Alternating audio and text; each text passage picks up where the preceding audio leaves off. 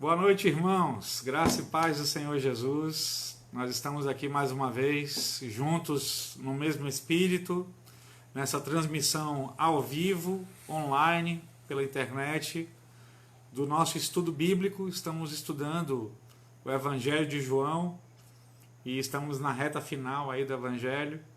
E graças a Deus que Ele nos deu a oportunidade de usar a tecnologia para sermos ministrados e sermos revestidos mais da presença dele, né? Então eu quero convidar você agora nesse início, bem nesse iniciozinho aí de estudo, para orar junto conosco, convidar você a fazer uma oração inicial.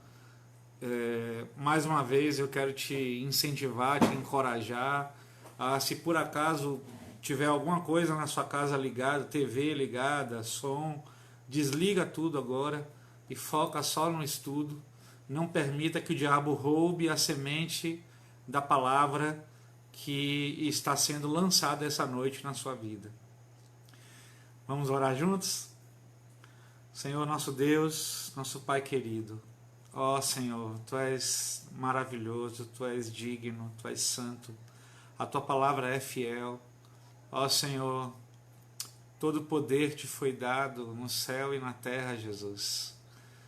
Ó Senhor, a Tua palavra é viva, é verdadeira, a Tua palavra é espada e escudo, a Tua palavra é martelo que esmiuça a penha, a Tua palavra é fogo.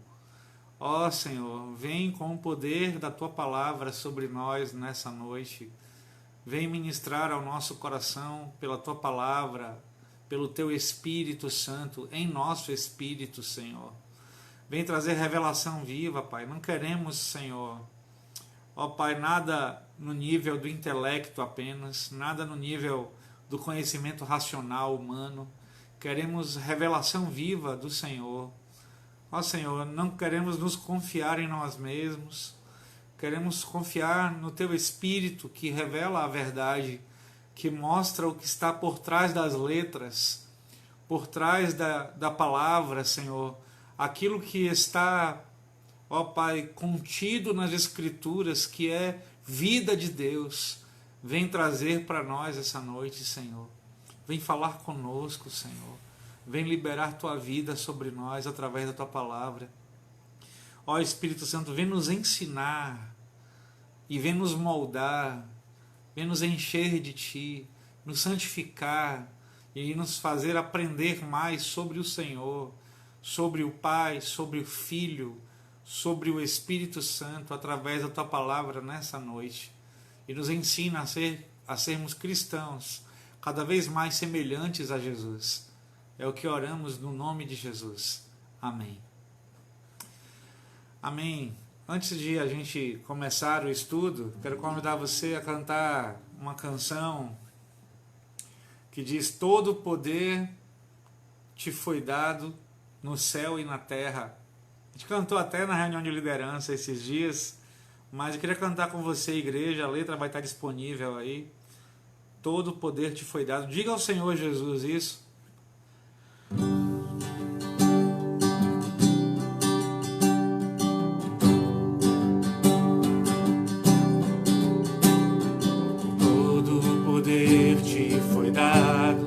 Céus e na terra, todo o poder Te foi dado.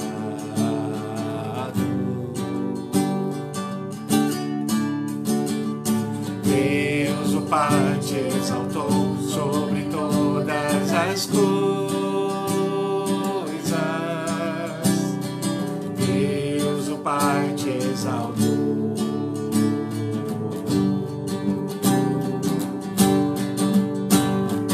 Manifestado em carne, justificado em espírito, visto dos anjos, pregado aos gentios, crido no mundo e recebido na glória.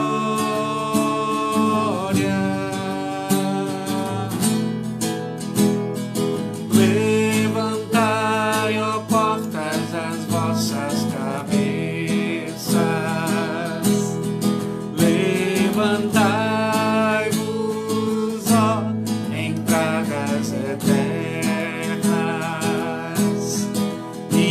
entrará o Rei da Glória. Quem é esse Rei da Glória? O Senhor forte e poderoso, o Senhor poderoso na guerra.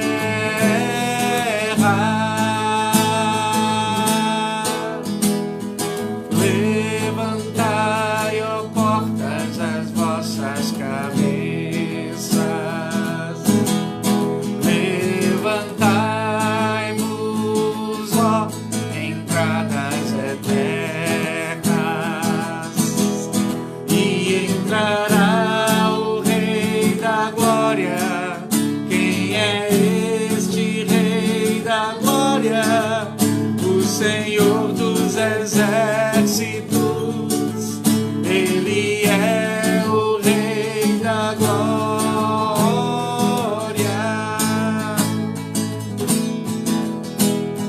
Jesus, Jesus,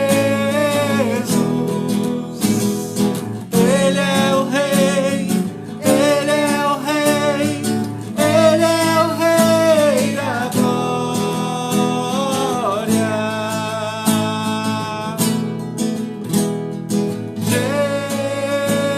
Jesus, Jesus, Ele é o Rei, Ele é o Rei, Ele é o Rei da Glória.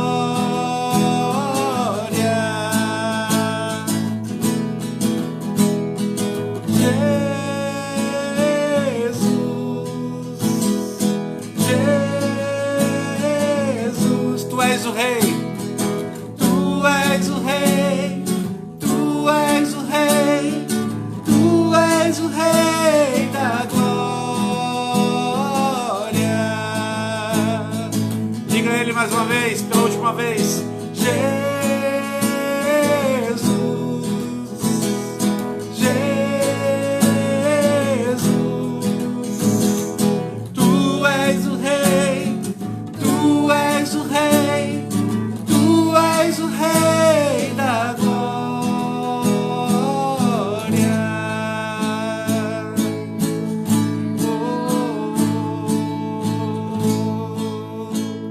Rei da Glória.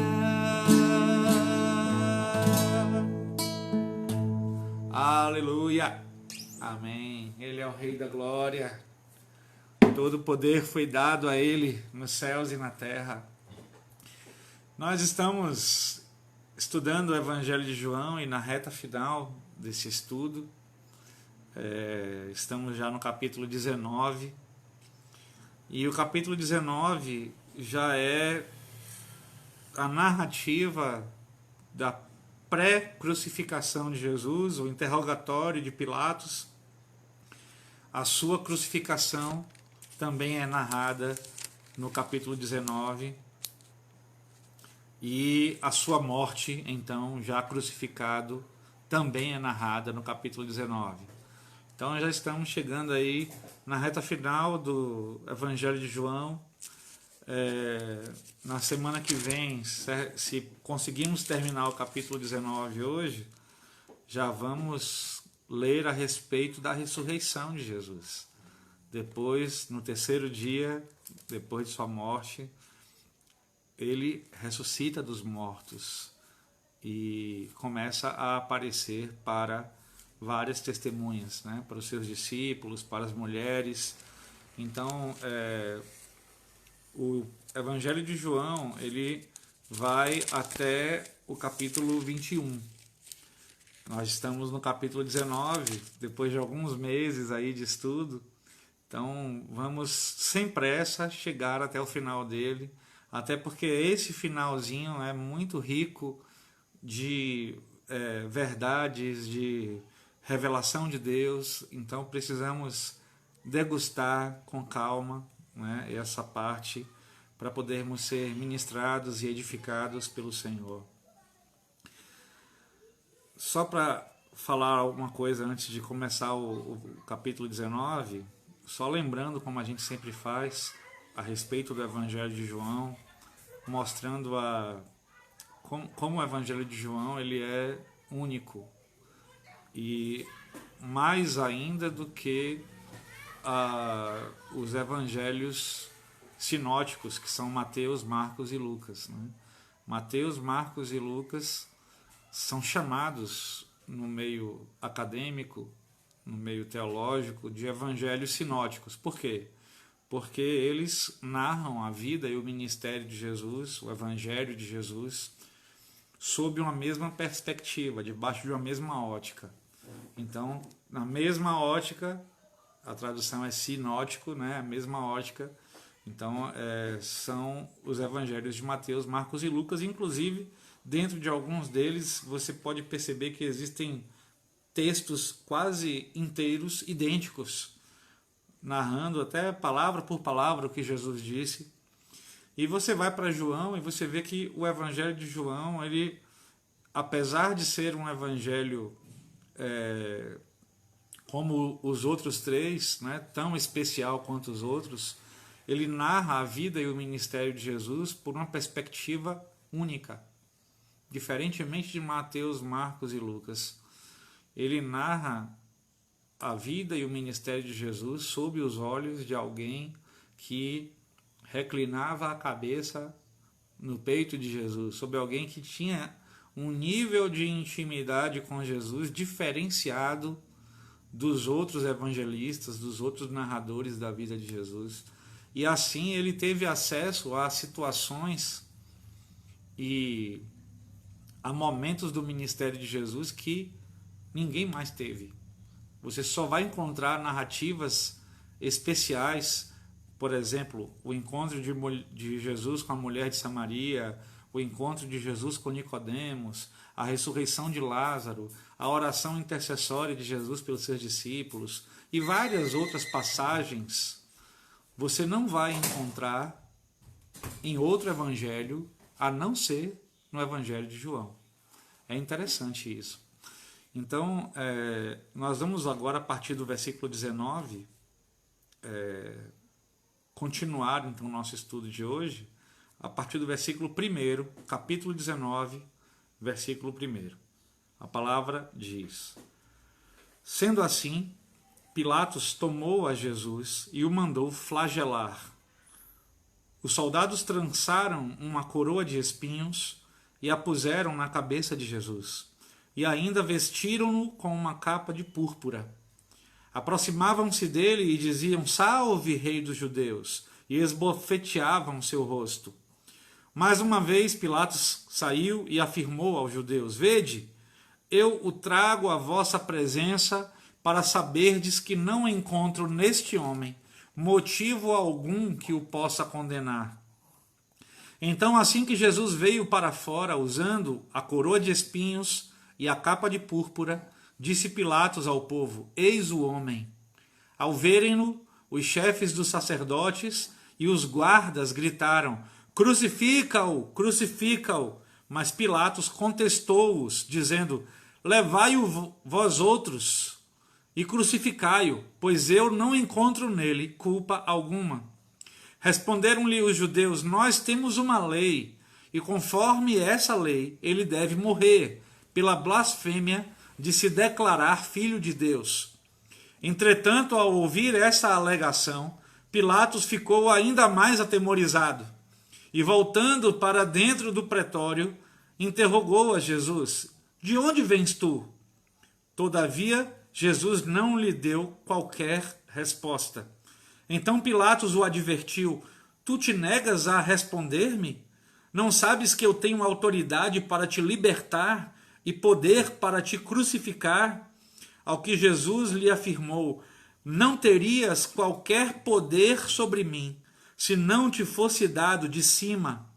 Por isso, aquele que me entregou a ti é culpado de um pecado ainda maior. Desse momento em diante, Pilatos procurou libertar Jesus, mas os judeus o ameaçaram, exclamando: Se deixares esse homem em liberdade, não és amigo de César, pois todo aquele que se faz rei é contra César. Quando Pilatos ouviu esse clamor dos judeus, trouxe Jesus para fora no tribunal e sentou-se no trono do juiz, em um lugar conhecido como pavimento de pedra, mas em aramaico é Gábata. E esse era o dia da preparação, a sexta-feira da semana da Páscoa, por volta da hora sexta, quando então Pilatos declarou aos judeus: eis aqui o vosso rei. Eles, porém, exclamavam: à morte, crucifica-o. Então Pilatos lhes perguntou: devo crucificar o vosso rei? E os chefes dos sacerdotes lhe responderam: não temos rei, senão César. Diante disso, Pilatos entregou Jesus para ser crucificado. Em seguida, os carrascos se apoderaram de Jesus e o levaram para fora.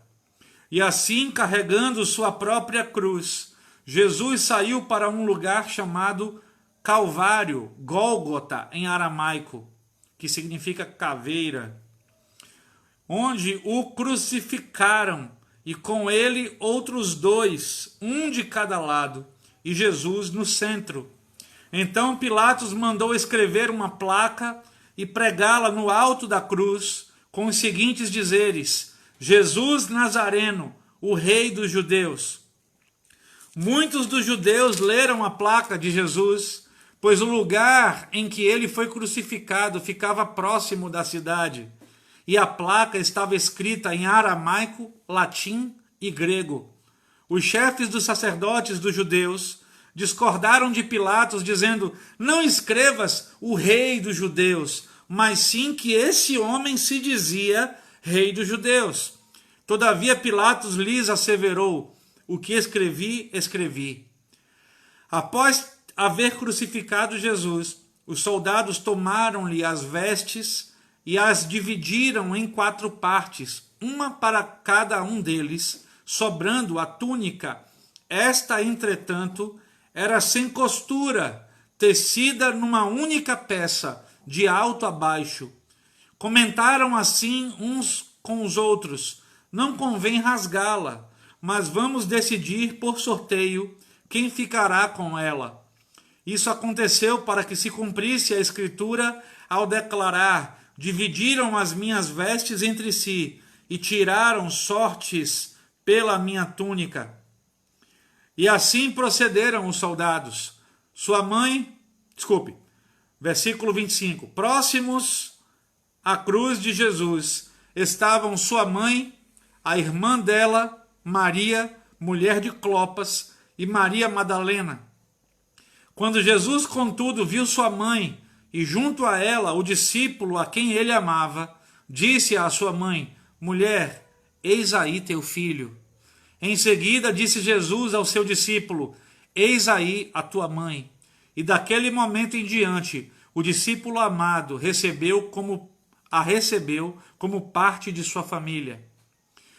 Mais tarde, sabendo Jesus que tudo já estava concluído, para que a escritura se cumprisse, disse: tenho sede.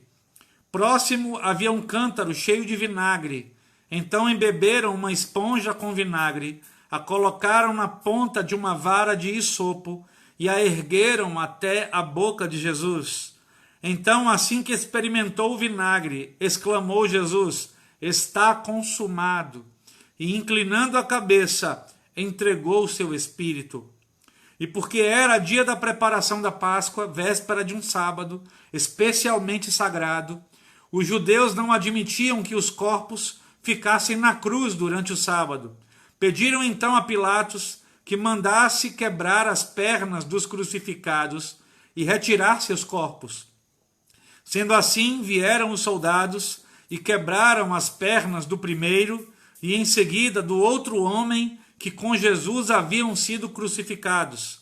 Mas quando se aproximaram de Jesus e viram que ele já estava morto, não lhe quebraram as pernas. Contudo, um dos soldados perfurou o lado de Jesus com uma lança e imediatamente brotou sangue e água. E aquele que a isso presenciou, disso deu seu testemunho. E o seu depoimento é verdadeiro, pois ele está consciente de que está relatando a verdade, para que também vós creiais. E todas essas coisas ocorreram para que se cumprisse a Escritura: nenhum dos seus ossos será quebrado. E mais ainda, como diz a Escritura em outra passagem, olharão para aquele a quem traspassaram. Algum tempo mais tarde, José de Arimateia, que era um discípulo de Jesus, ainda que secretamente, por causa do medo que tinha dos judeus, rogou a Pilatos que lhe permitisse tirar o corpo de Jesus. E Pilatos concedeu a ele permissão. Então José de Arimateia veio e retirou o corpo de Jesus. Nicodemos, que havia dialogado com Jesus durante a noite, veio também, trazendo cerca de 100 libras de uma mistura de mirra e aloés. Assim pegaram o corpo de Jesus e o envolveram em faixas de linho, juntando as especiarias conforme a tradição judaica de sepultamento. No lugar onde Jesus fora crucificado havia um jardim, e no jardim um sepulcro novo, onde ninguém jamais havia sido colocado. E assim sepultaram Jesus ali, por ser o dia da preparação dos judeus, e considerando que o sepulcro ficava próximo. Amém. Ó Senhor, vem falar conosco sobre a Tua palavra, sobre este texto, sobre a verdade. É o que oramos pelo Teu Espírito, em nome de Jesus. Amém. Essa é uma passagem marcante, não é? Porque fala sobre a crucificação de Jesus, os momentos que antecederam essa crucificação, mostra toda a trama dos fariseus, dos sacerdotes, dos líderes religiosos judaicos por trás da morte de Jesus, manipulando as circunstâncias, manipulando os depoimentos, manipulando as situações, contando uma realidade que não existia para forçar que Jesus fosse crucificado pelos romanos.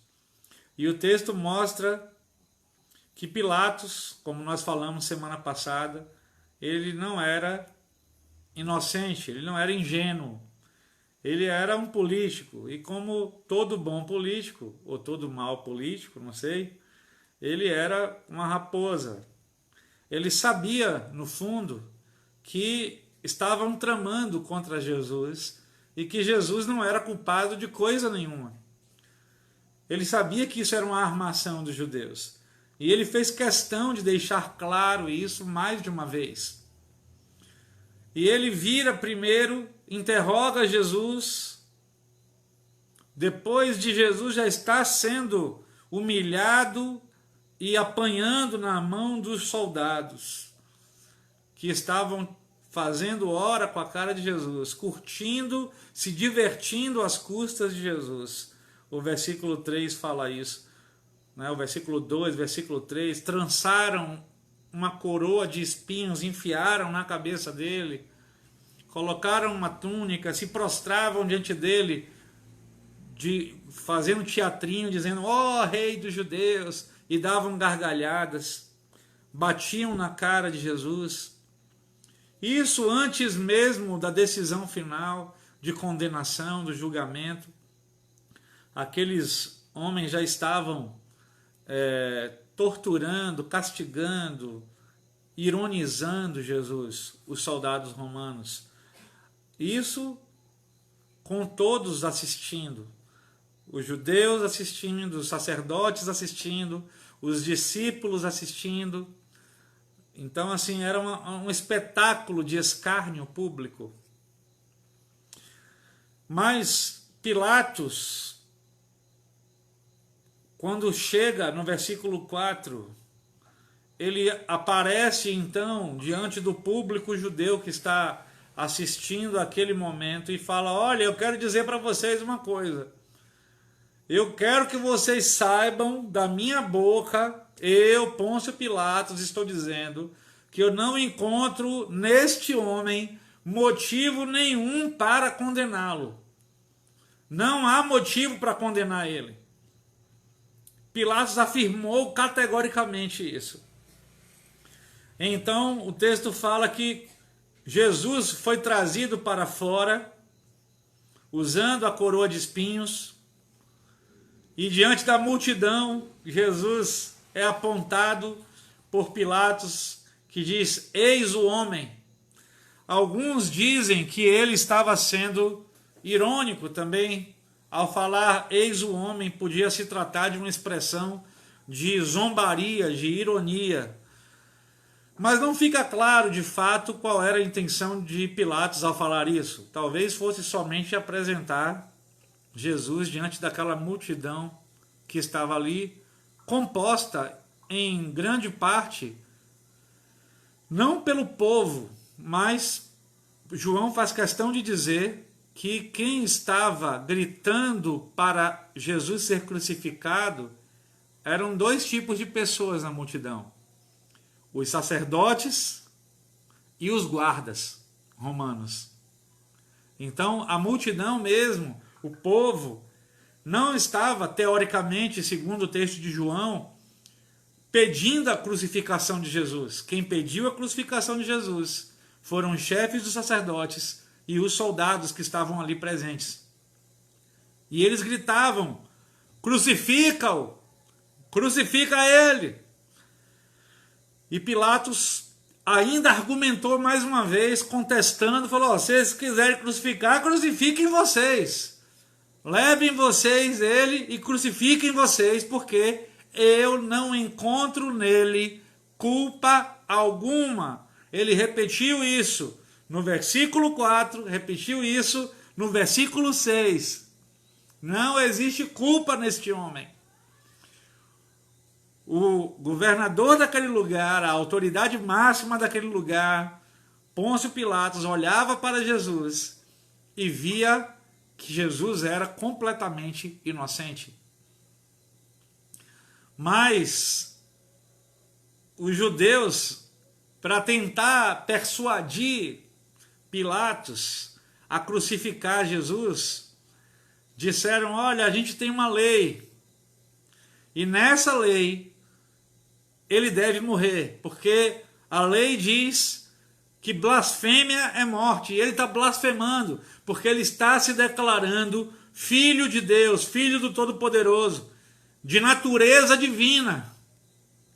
Só que essa frase de argumento para Pilatos, ela causou efeito contrário em Pilatos. Quando Pilatos ouviu de que Jesus declarava ser filho de Deus, ser de DNA divino, o texto fala que ele ficou ainda mais atemorizado. O texto fala que ele teve temor ao levar aquela situação adiante. Então, quando ele ouve que Jesus estava sendo perseguido e queriam matá-lo porque ele estava dizendo que era filho de Deus, ele volta para dentro do pretório onde Jesus tinha sido colocado e começa a tentar interrogar Jesus. Ele fala: de onde você vem? E essa pergunta não era uma pergunta comum. Pilatos sabia que Jesus tinha origem judaica, que ele era nascido ali na Judéia. Então, qual era a pergunta verdadeira de Pilatos ali? Não era qual foi a cidade que você nasceu. Ele estava querendo saber qual a sua verdadeira origem. Você é realmente filho de Deus? Ele queria no fundo ouvir uma declaração de Jesus a respeito disso. E ele pergunta: de onde você vem? E Jesus ficou calado, não respondeu nada para ele. E quando Jesus não falou nada, Pilatos tentou dar uma advertência para ele. Tentou dar uma pressão em cima de Jesus. E aí falou assim: olha, você está se recusando a me responder? Você não sabe que eu tenho autoridade para mandar soltar você? E eu tenho autoridade para mandar crucificar você? Aproveite essa oportunidade, porque eu tenho autoridade para liberar você ou para crucificar você. E Jesus então responde serenamente para Pilatos: você não teria nenhuma autoridade sobre mim se do alto isso não tivesse sido concedido a você. Por isso, aquele que me entregou a você é culpado de um pecado ainda maior. Sabe, irmãos, o texto fala que a partir dessa resposta de Jesus, que nenhuma autoridade Pilatos teria sobre Jesus se não fosse dada do alto para ele. Pilatos percebeu que aquela situação não era uma situação natural, que ele estava diante de algo diferente do que ele já tinha passado na vida dele. E o versículo 12 fala que a partir desse momento, Pilatos procurou fazer de tudo para libertar Jesus. Pilatos começou a ficar realmente temeroso de quem era aquela pessoa que estava diante dele. E eu acho interessante essa questão da tentativa de pressão de Pilatos sobre Jesus, porque ele usa a palavra autoridade. Eu não sei se na sua Bíblia está escrito isso, ou está escrito poder, mas nós já falamos sobre essa origem dessa palavra, que autoridade e poder muitas vezes são traduzidos de maneira como se fossem a mesma coisa no Novo Testamento para o português. Mas poder é uma palavra chamada dunamis ou dínamos, dependendo da sua pronúncia aí no grego, e é sinônimo de algo impactante, de algo, um poder explosivo, é um poder sobrenatural, é algo que desencadeia uma força não natural. Poder, dunamis, é isso. Mas nessa palavra aqui, Pilatos não fala dunamis. Ele não fala assim, eu tenho poder para te soltar e para te prender. Ele usa a palavra autoridade, que é uma expressão usada no grego chamada exousia. Exousia é ao pé da letra autoridade. Então, não é um poder qualquer, é uma autoridade da qual a pessoa está revestida. Ele falou, eu tenho um poder, mas não é um poder sobrenatural. Eu tenho um poder de autoridade sobre mim. Eu estou revestido de uma autoridade que me dá poder sobre sua vida. Ele quis dizer isso para Jesus. E Jesus fala, essa autoridade aí que você tem, não é sua. Ela foi te dada do alto. Você não teria esse poder sobre mim se não tivesse sido concedido a você do alto. Essa exousia que está sobre você foi liberada do céu para você. Sabe? E quando Pilatos escuta isso, eu fico imaginando ele arregalando os olhos, por perceber que Jesus estava falando de verdades espirituais profundas, da qual ele começava a perceber de que uma pessoa normal não teria capacidade de falar isso daquela forma. Então ele estava diante de alguém diferenciado. E o texto fala que ele passou então a tentar libertar Jesus daquela situação.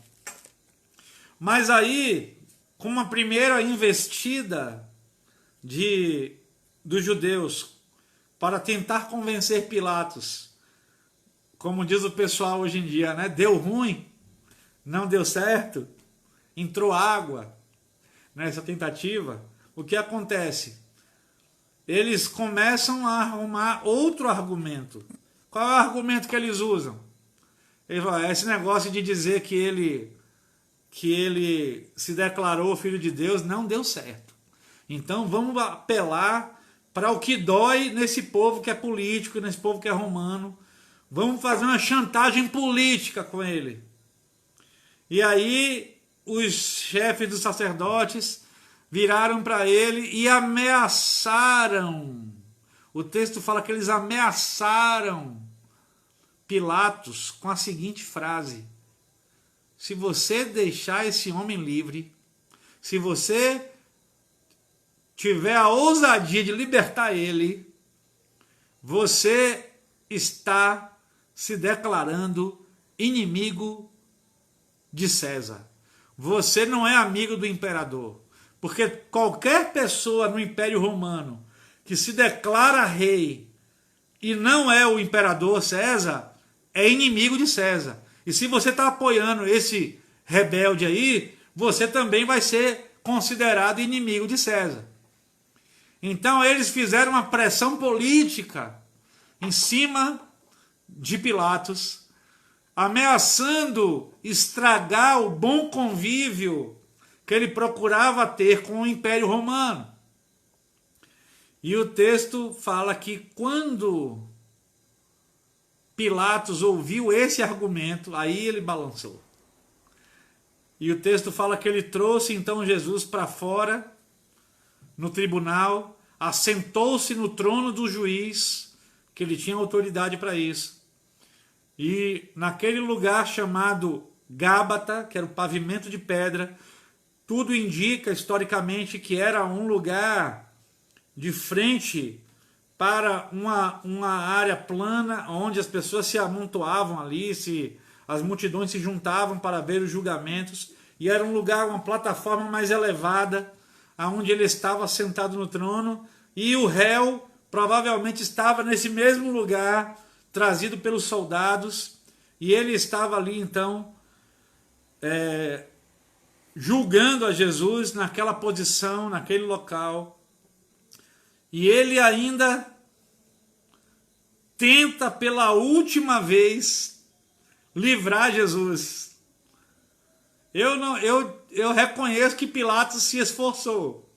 Dentro da impiedade dele, dentro da falta de caráter dele, dentro da pecaminosidade dele, ele ainda foi mais justo do que os religiosos que tentavam crucificar Jesus. Ele foi mais justo do que os crentes da época. Ele vira, o texto fala que era a hora sexta, então era por volta de meio-dia.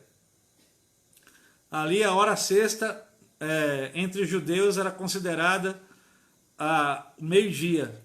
E o texto fala que era um dia diferenciado, porque era a véspera da Páscoa. Então eles não podiam gastar muito tempo com aquilo. Eles queriam resolver logo aquela situação, porque eles queriam estar santos para celebrar a Páscoa no sábado. Então vamos matar logo esse verme, os religiosos pensavam. Vamos matar logo, crucificar logo ele, e ficar logo livre e adorar a Deus depois. Não é? Então, olha que loucura isso, né? Como a gente às vezes acha, não entende as coisas do reino, não entende as coisas espirituais e achamos que estamos com moral com Deus. Né? Aqueles homens estavam achando que estavam prestando um grande serviço a Deus, matando Jesus. E o texto fala que então Pilatos vira ali ao meio-dia e assentado no trono, ele deve ter apontado para Jesus diante da multidão e fala: eis aqui o vosso rei. E o texto fala que eles exclamavam: mata ele, mata esse infeliz, crucifica. E Pilatos ainda tentando contornar e falar: mas eu vou crucificar o rei de vocês. E então os chefes dos sacerdotes falam uma coisa que seria impensável, inadmissível a qualquer judeu daquela época. Eles falam: não temos rei a não ser César. O verdadeiro judeu, um bom judeu, um judeu verdadeiramente consagrado a Deus, ele não reconhecia a majestade de nenhum rei, de nenhuma figura monárquica na terra. E esse era o grande problema dos judeus em relação aos impérios que os tornaram cativos durante toda a história de sua existência. Eles não se curvavam diante de reis, Eles não reconheciam que havia algum outro rei a não ser o Senhor. Mas eles estavam tão cegos, tão loucos, tão carnais, tão inflamados pelo inferno, que para conseguir que Pilatos determinasse a crucificação de Jesus, eles prestam fidelidade a César diante de Pilatos. Eles falam, não, a gente não tem outro rei, o nosso rei é César. O único rei que a gente reconhece em nossa vida é César. É uma situação absurda para um judeu. É uma coisa inacreditável de ouvir um judeu daquela época falar isso. Mas eles estavam tão enlouquecidos e tão enfurecidos contra Jesus, provocados pelas chamas do inferno. Eles disseram isso. E o texto fala que diante disso, dessa intransigência sobrenatural, eu diria, por parte dos judeus, Pilatos entregou Jesus para ser crucificado. E o texto fala que ao fazer isso, então, os carrascos se apoderaram de Jesus. E aqui cabe uma coisa que João não narra com muitos detalhes. Mas uma coisa era o tipo de punição dada pelos judeus aos transgressores da lei ou da religião. Porque eles, até mesmo para aplicar qualquer punição a transgressores, eles tinham limites impostos por Deus. Até para açoitar um homem, eles não podiam passar de 40 chibatadas. Não é? Era 40 menos uma, né? Eles eram tão cuidadosos em não quebrar a lei, de não ultrapassar as 40 chibatadas, que eles tinham medo de, na contagem das 40, eles errarem e acabarem dando uma a mais e acabarem transgredindo a lei. Então eles sempre davam 40 menos uma. Então quando chegava em 39, eles paravam de açoitar. Eles tinham uma limitação natural da lei de Deus para o castigo dos transgressores. Mas quando Jesus sai da mão dos judeus e vai para a mão dos soldados romanos, aí o sofrimento, a tortura, a violência eram ilimitadas. Os mecanismos de tortura utilizados por Roma eram aterrorizantes. Nós fazemos uma pequena ideia do quanto Jesus sofreu, mas humanamente falando, é praticamente incalculável o tanto que ele deve ter apanhado, sofrido, açoitado, cuspido, chutado, espancado, sido esmurrado. Sabe, devem ter feito todo tipo de maldade, de perversidade com Jesus antes de ele ser crucificado. Antes de ele ser crucificado. E o texto fala, no versículo 17, que ele saiu então carregando a própria cruz. Ainda tinha isso. Depois de ser severamente castigado, ele ainda foi obrigado a carregar do pretório até o Gólgota, até o Calvário, desculpe, a própria cruz em que ele seria crucificado. Então era uma dupla humilhação. Ele estava sendo cuspido, pisado, espancado, torturado, e ainda assim, não acabou não. Agora carregue a cruz que você será crucificado nela, até o lugar aonde você vai ser crucificado. E o texto narra que ele carregou a cruz para o lugar chamado Calvário, Gólgota em aramaico, e crucificaram ele junto com dois criminosos, um à sua direita e um à sua esquerda, e Jesus no meio. E o texto fala que Pilatos mandou escrever uma placa. Isso era uma coisa estranha, mas certamente algo, um testemunho de Deus na vida e na morte de Jesus, né? Pilatos mandou que se escrevesse uma placa escrito em 3 idiomas diferentes, em aramaico, em grego e em latim. Jesus Nazareno, Rei dos Judeus.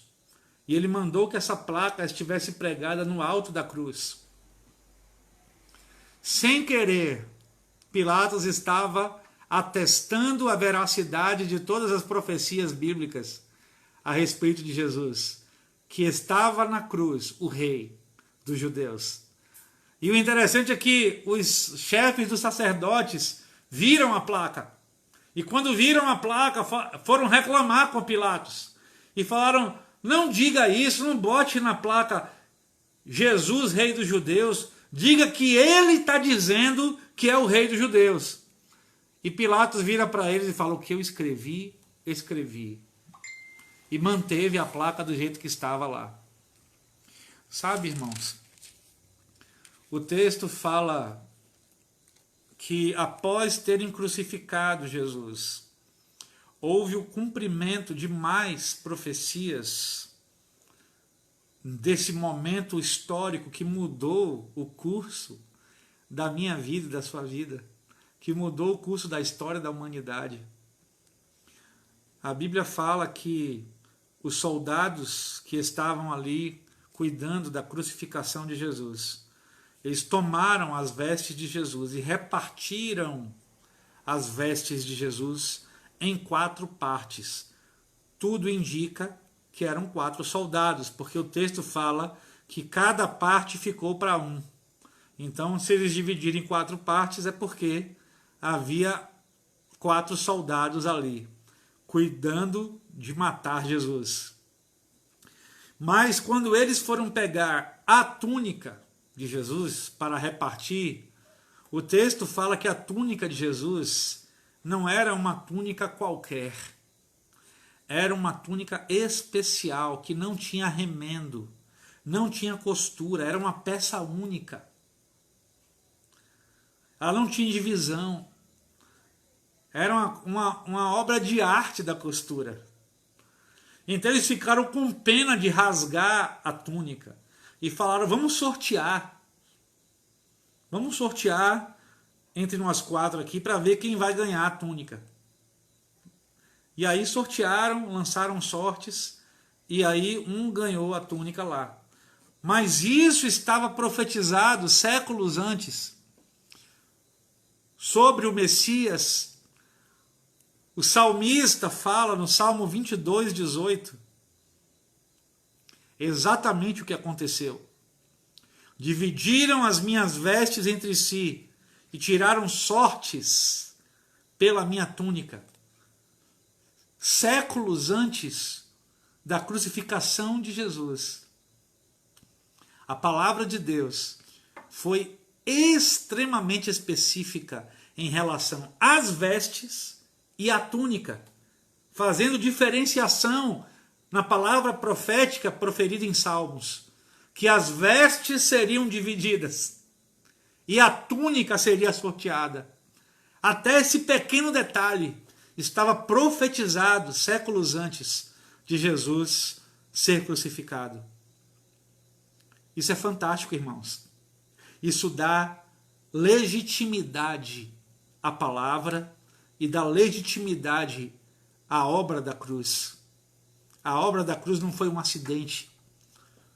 A obra da cruz foi planejada pelo Pai, pelo Filho e pelo Espírito Santo, antes da fundação do mundo. A obra da cruz já estava determinada para que a glória de Deus se manifestasse, a salvação de Deus se manifestasse e que os filhos de Deus se manifestassem e fossem atraídos para a cruz de Cristo, sendo transformados por Ele. E o texto fala que, continua falando, né? Que perto da cruz estavam 4 mulheres. A mãe de Jesus, a irmã dela, Maria, mulher de Clopas, e Maria Madalena.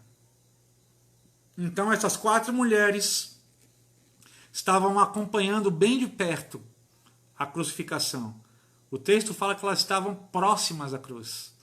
Imagine a dor do coração de Maria, mãe de Jesus, vendo detalhe por detalhe a crucificação de Jesus, sendo testemunha ocular daquela coisa, daquela injustiça tremenda que estavam praticando contra Jesus. E o texto fala que quando Jesus viu Maria testemunhando tudo aquilo, e João, que narra o Evangelho de João, João apóstolo de Jesus, estava ali também, de perto. O texto fala que ele vira então para aquela mulher, para Maria, sua mãe, e fala: olha, eu vou cuidar para que você não fique desamparada. Você não vai perder um filho. Mulher, aí está teu filho. A partir de agora, seu filho é João. E ele vira para João e fala: agora, a partir de agora, ela é sua mãe, cuide dela. E o texto fala que a partir daquele momento, João recebeu Maria, mãe de Jesus, em sua casa, como membro de sua família. Nos últimos momentos de Jesus, a preocupação e o cuidado de Jesus em deixar ambos, um cuidando do outro, os mais próximos dele, Maria e João, não é? E o texto fala que ainda para se cumprir a Escritura, ele fala: tenho sede. E o texto fala que pegaram uma mistura de vinagre numa esponja, numa vara, com esopo e vinagre e colocaram na boca de Jesus. Era uma mistura muito comum, isso é dito inclusive em outros evangelhos, e alguns estudiosos falam que essa mistura ela tinha o poder o objetivo de analgesar, sei lá se a palavra é essa, né? De trazer uma função analgésica a quem estava sendo crucificado, porque era uma mistura que tirava a sensação de dor da pessoa. E quando colocaram na boca de Jesus e ele provou que era essa mistura, nos outros evangelhos mostra que ele recusou tomar aquilo. Ele recusou deixar de sentir cada dor que ele sentiu. Cada sofrimento, ele escolheu sofrer. Ele fez questão de sofrer por mim e por você. Ele não quis tomar analgésico para ficar mais fácil. E o texto fala que então, ao fazerem isso, se cumpriu outra parte da Escritura, que está lá em Salmo 69, versículo 21. Salmo 22, 15 fala sobre isso. Estava tudo profetizado, até darem isso para ele provar na cruz. Séculos antes foi profetizado. E quando então se cumpre essa última profecia a seu respeito, antes de sua morte, ele fala: está consumado. Uma expressão hebraica que diz tetelestai. Tetelestai. Está consumado. Sabe, irmãos, alguns evangelhos dizem que ele deu um brado. E aqui fala apenas que ele falou: está consumado, e inclinando a cabeça, entregou o Espírito. Então, quem está certo, pastor? O evangelho que fala que ele bradou e morreu, ou João, que fala que ele reclinou a cabeça e morreu? Eu acho que os dois estão certos. Eu acho que o está consumado dele é que foi o brado. Ele deve ter dito, está consumado. E entregou o Espírito.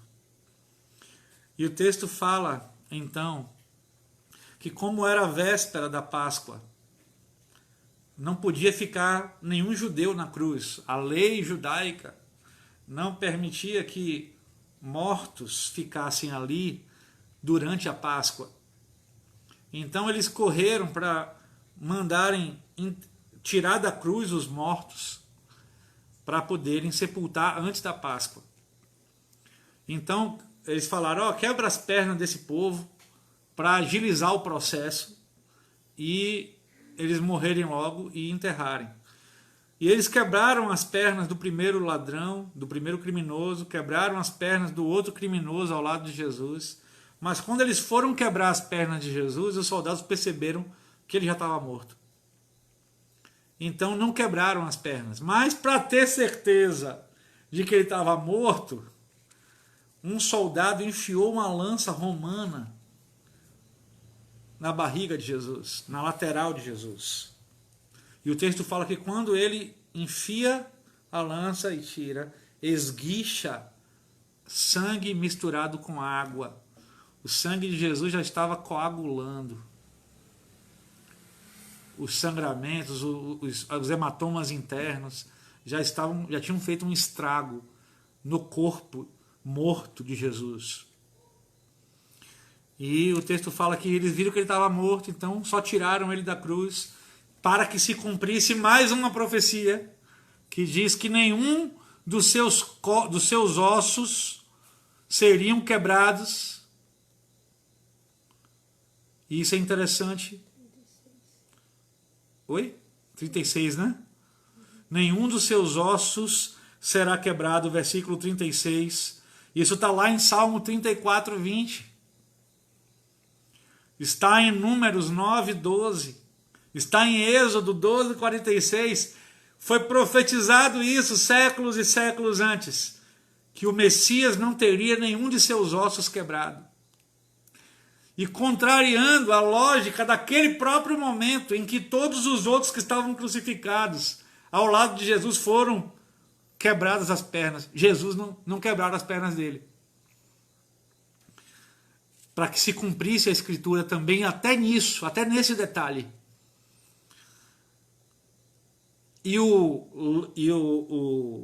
A lança foi enfiada no lado de Jesus. Ele foi traspassado por uma lança, para que se cumprisse uma outra passagem que diz que olharão para aquele a quem o transpassaram. Então, há uma profecia de que aqueles que o transpassaram ainda o verão em glória, voltando em glória. E o texto fala que algum tempo depois, José de Arimateia, que era um discípulo de Jesus, historicamente falando, se acredita, na história da igreja, que era um homem rico, do mesmo jeito que Nicodemos era um homem rico. Ele seguia Jesus secretamente. O texto fala que José de Arimateia seguia, era discípulo, mas era um discípulo agente secreto, porque ele tinha medo do que os judeus, os sacerdotes, os líderes religiosos poderiam fazer com ele se descobrissem que ele cria que Jesus era o Messias. Então ele seguia Jesus secretamente. Mas quando Jesus morreu, José de Arimateia se prontificou a pedir a Pôncio Pilatos que liberasse para ele o corpo de Jesus. Ele com certeza era um homem de influência naquele lugar, porque ele teve acesso a Pôncio Pilatos e ele teve o seu pedido acatado por Pôncio Pilatos. Então ele não era qualquer povinho que chegou. Ele foi um homem de influência, rico, que possuía um sepulcro próprio, nunca usado, e que tinha moral suficiente para chegar para o governador da província e pedir para que o corpo fosse liberado para ele. E o texto fala que Pôncio Pilatos liberou o corpo para José de Arimateia, e o texto fala que ele veio, retirou o corpo de Jesus, e Nicodemos veio também. Lembra de Nicodemos, lá de João 3, aquele fariseu que se encontrou com Jesus de noite, e que Jesus falou: importa-vos nascer de novo, Nicodemos. E aquela conversa marcou a vida de Nicodemos, a ponto de que nesse momento Nicodemos vai e também junto com José de Arimateia pega o corpo de Jesus e leva junto com ele. O texto fala que foram cerca de 100 libras de uma mistura de mirra e aloés para ser embalsamado o corpo de Jesus. Olha, 100 libras de mirra não era qualquer um que tinha condição de comprar, não, naquela época. 100 mirras de libra eram aproximadamente 34 quilos de mirra e aloés. E Nicodemos levou 34 quilos de mirra para ungir o corpo de Jesus. Será que ele considerava Jesus? Será que ele respeitava Jesus? E o texto fala que então pegaram o corpo de Jesus, envolveram o corpo de Jesus em faixas de linho, como era costume judaico fazer isso com os mortos. Envolveram com panos de linho e então aplicaram a mirra e o aloés sobre o corpo.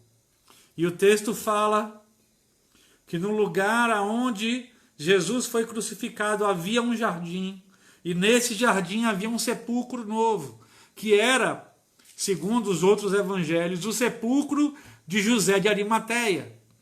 O sepulcro que José tinha como propriedade particular dele. E o texto fala que esse sepulcro ninguém havia sido colocado ainda. Era um sepulcro 0 quilômetro. E ele foi usado para colocarem o corpo de Jesus ali. Sepultaram Jesus ali, porque era a véspera da Páscoa. E o sepulcro ficava próximo do lugar da crucificação. Então tudo se encaixou e jogaram ele naquele sepulcro, que era, na verdade, em forma de caverna.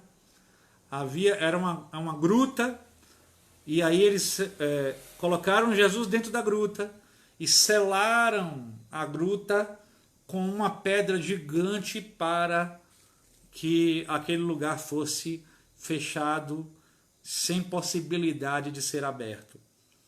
Então aqui acaba João 19 e estaremos... Eu, se fosse você, não perderia João 20, porque a parte mais gostosa desse momento vai vir agora, quando Jesus ressurge dos mortos. Eu não sei se tem alguma pergunta. Tem perguntas? Tem várias. Ok. Começa com Paulo.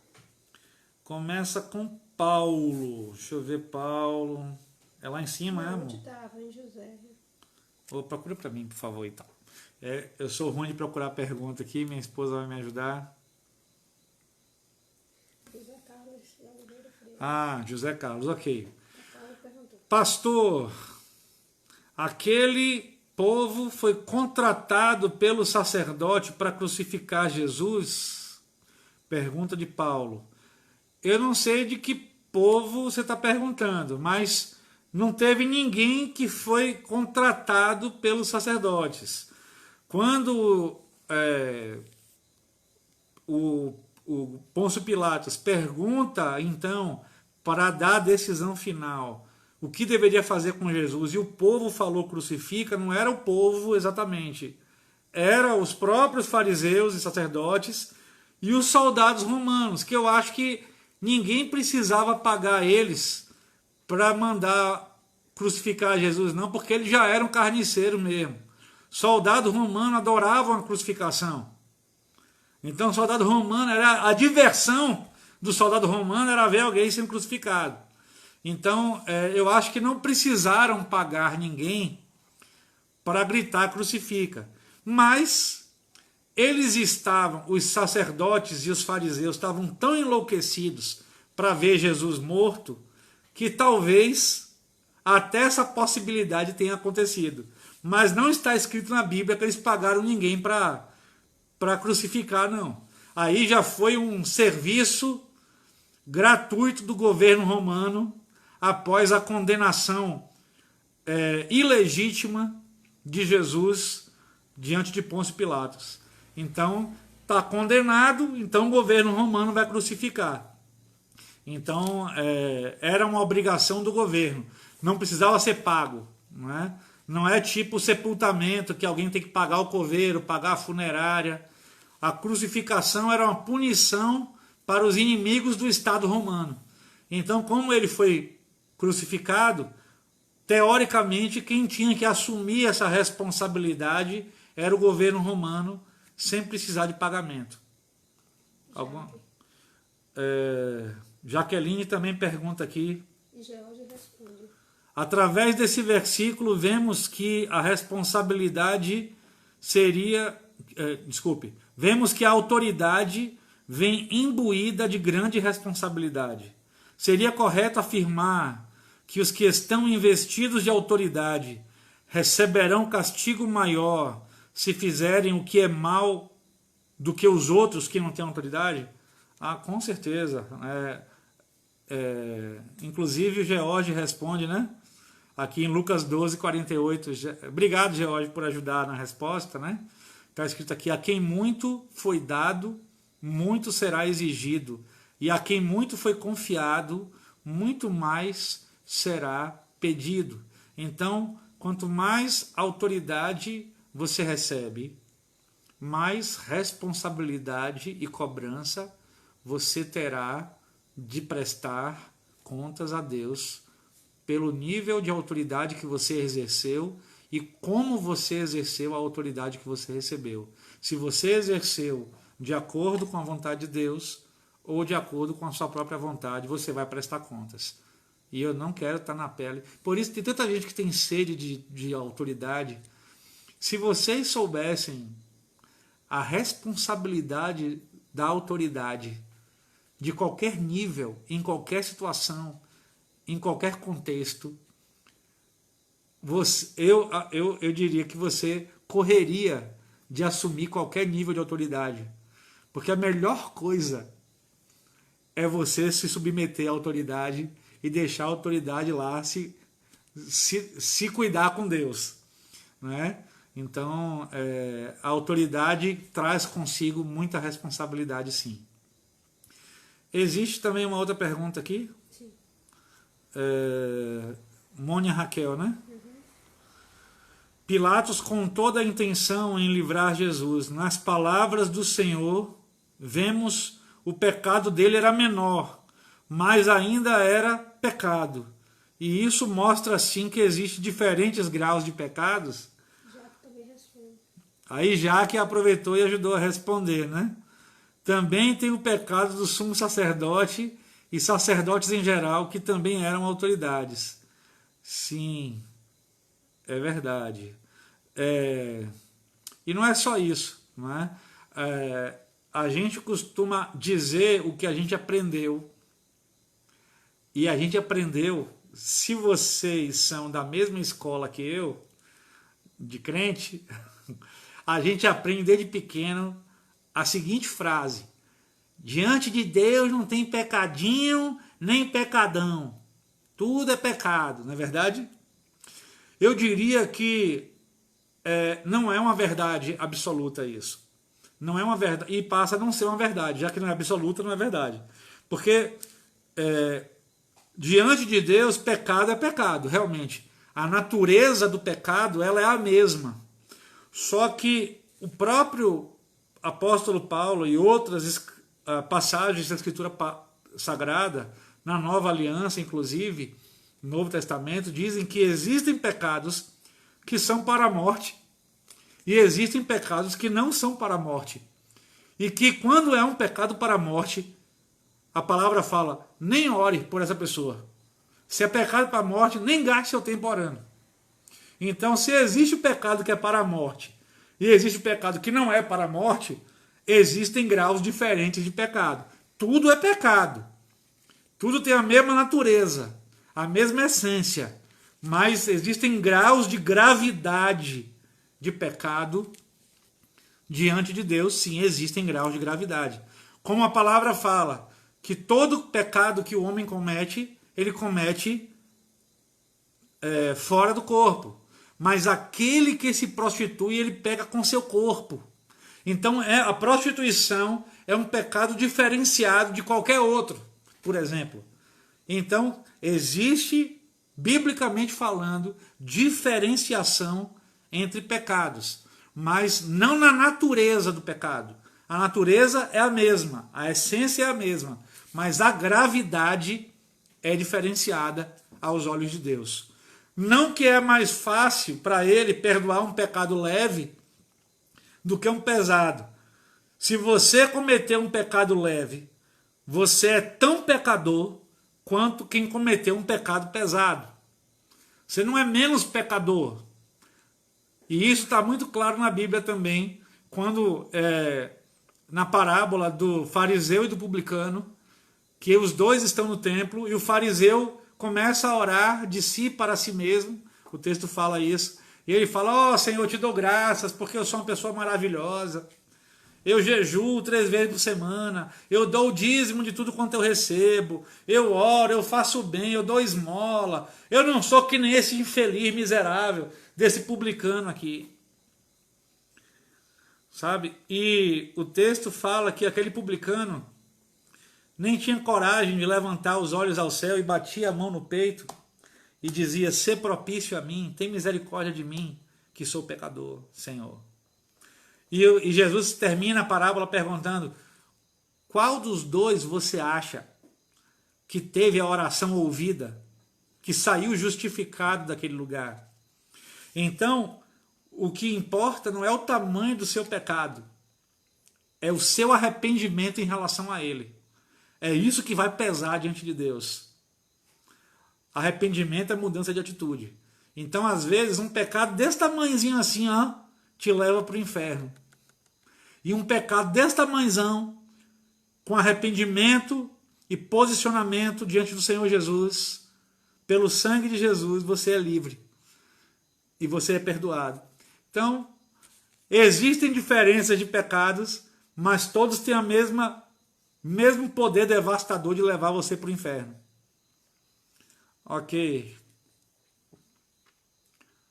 Quem mais? Deixa eu ver aqui. Eridan. Na hora que o soldado romano fura com a lança o lado de Jesus e jorra sangue e água, é daí que surgiu a expressão, o sangue de Jesus tem poder? Não. Não é daí que surge a expressão, não. Até porque nesse momento não houve nenhuma manifestação de poder no sangue de Jesus. Apesar de que a tradição da igreja, existe uma história contada de que o soldado que furou Jesus com a lança tinha um problema de cegueira e quando jorrou o sangue, jorrou bem no olho dele, ele passou a enxergar. Mas isso é história contada fora da Escritura Sagrada, é tradição, história contada, não é comprovado historicamente, não tem comprovação bíblica, não é? O sangue de Jesus tem poder porque o sangue de Jesus derramado na cruz nos libertou do poder do pecado, do poder da morte, do poder das trevas, né, da condenação eterna.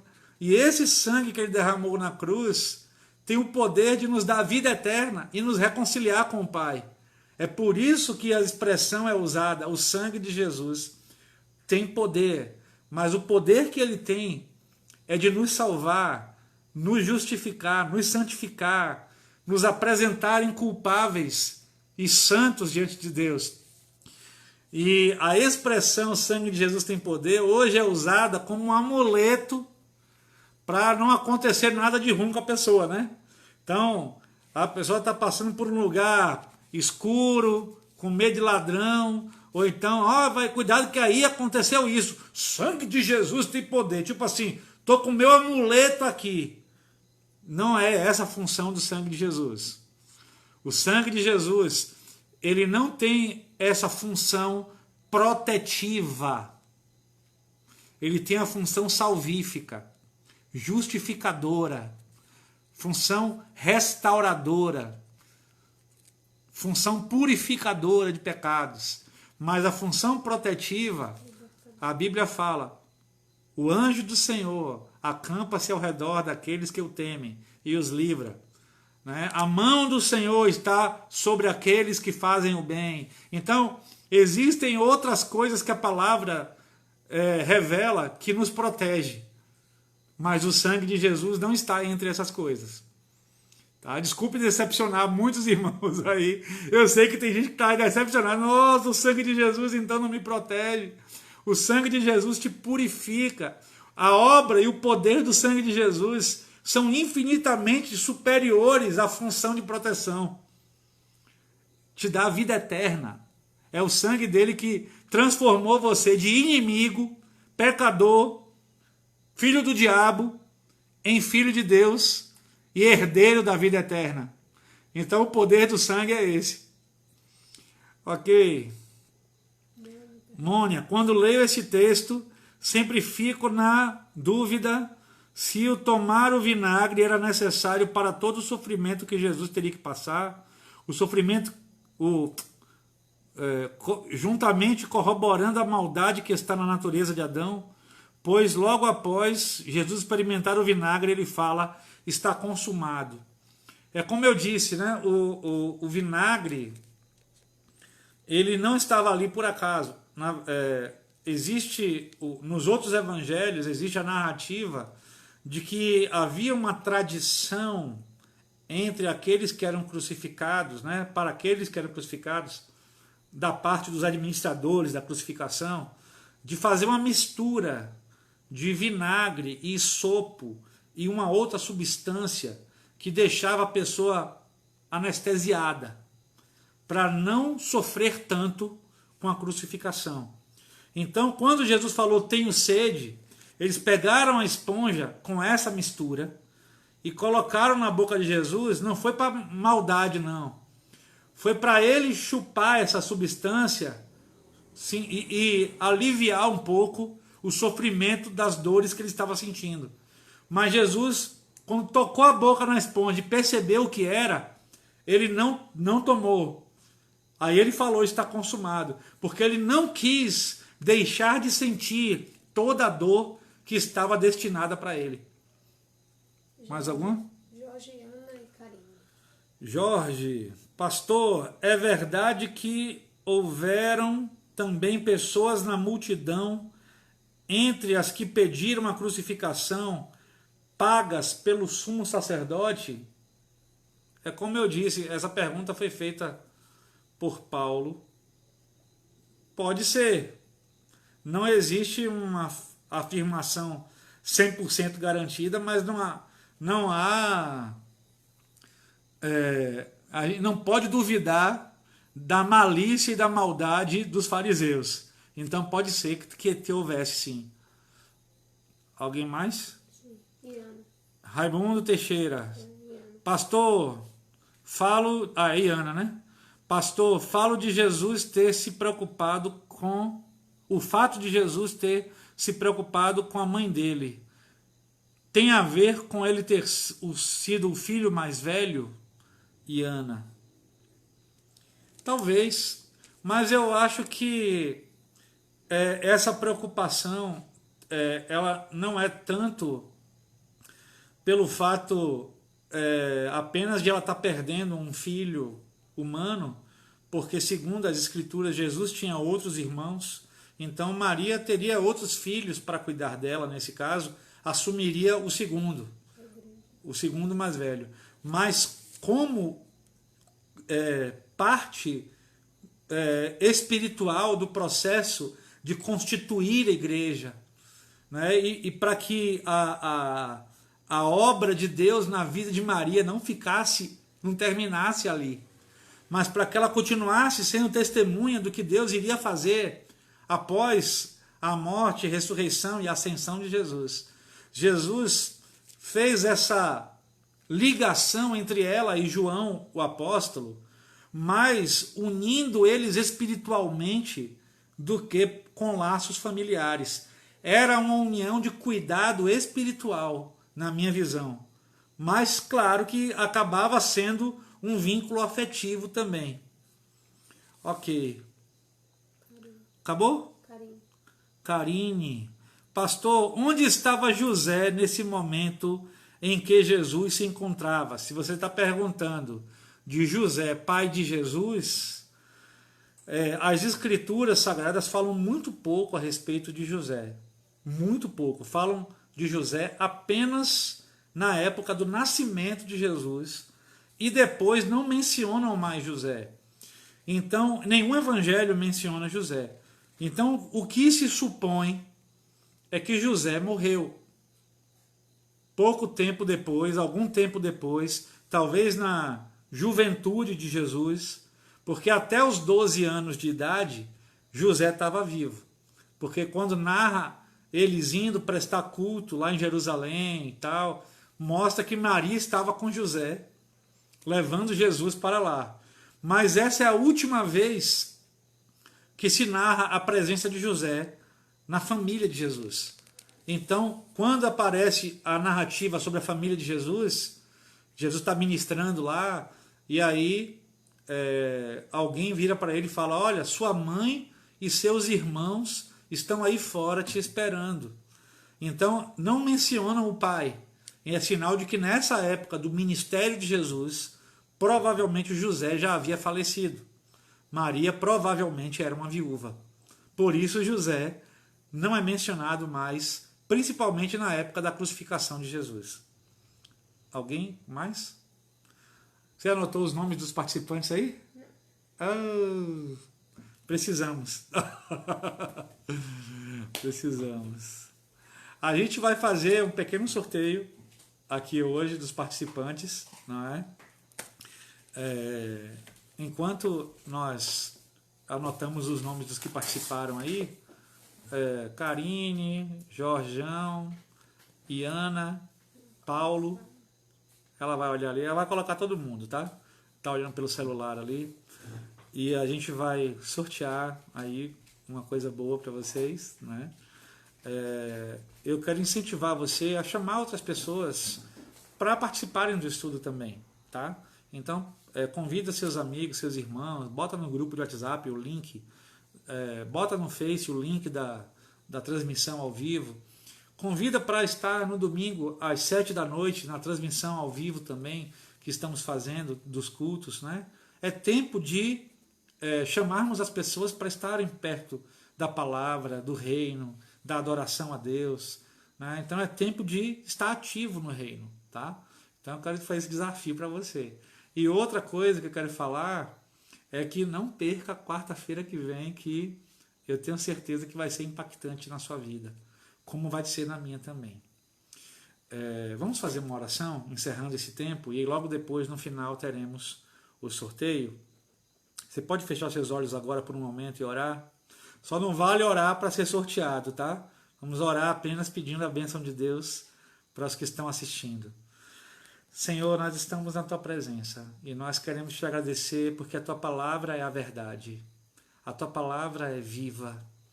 A Tua palavra é mais penetrante do que qualquer espada de 2 gumes. Ó Senhor, vem fazer com que a Tua palavra gere vida em nossa vida. Vem nos fazer, ó Pai, lembrar pelo Teu Espírito Santo das verdades que o Senhor está nos ensinando.